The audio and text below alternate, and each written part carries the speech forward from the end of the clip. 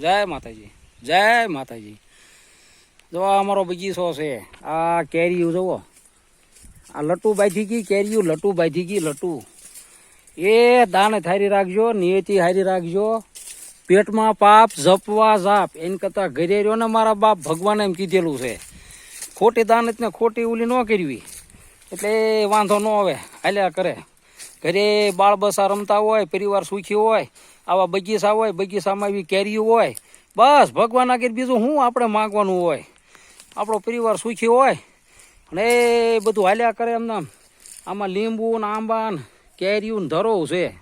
અને આપણે ક્યાંય એવી ખોટી દાનત રાખવી છે એવી. પેટમાં પાપ ન રાખવું, હારો દુઃખી થાહો.